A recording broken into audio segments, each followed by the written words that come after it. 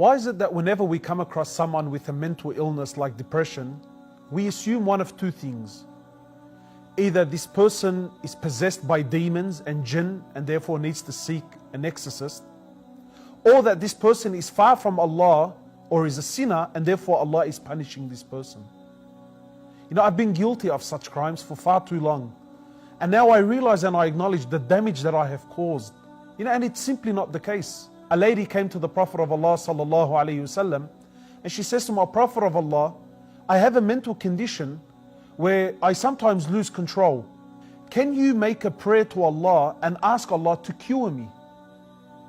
So the Prophet of Allah, he said to her, look, you have one of two options. I can either ask Allah for a cure and you will be cured, or you can be patient on your illness and for you is paradise.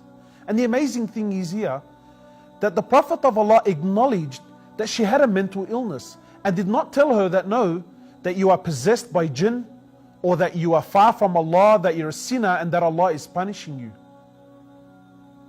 My brothers and sisters, the World Health Organization states that 1 in 4 people will be diagnosed with some sort of mental illness at some stage in their lives.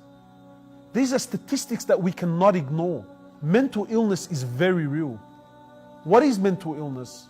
In short, mental illness is a condition that affects one's thinking or behavior. Mental illness is not a choice. People don't wake up in the morning and choose to have a mental illness. Mental illness is not laziness. It's not a bad diet. It's not seeking attention. It's not a physical or a mental or a spiritual weakness. Mental illness is very real. It is as real as cancer, diabetes, and heart disease. Now, we're not denying the power of spirituality and the miracles of the Quran as a form of healing. But for the purpose of this video, what we're saying is the seriousness of mental illness is that there is no harm and no shame in seeking professional advice. In fact, Allah subhanahu wa ta'ala says in the Quran that ask the people of knowledge if you do not know.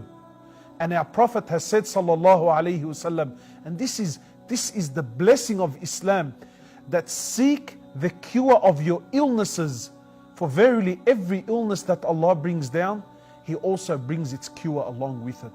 So please, if you feel in any way, shape or form that you may be suffering from the symptoms of mental illness, do not be afraid. Start a conversation with your GP, with a psychologist, with a social worker. Go seek professional help. And we as a community need to support our fellow brothers and sisters that are suffering. We really need to start showing people help and support, because that is what a true Muslim does.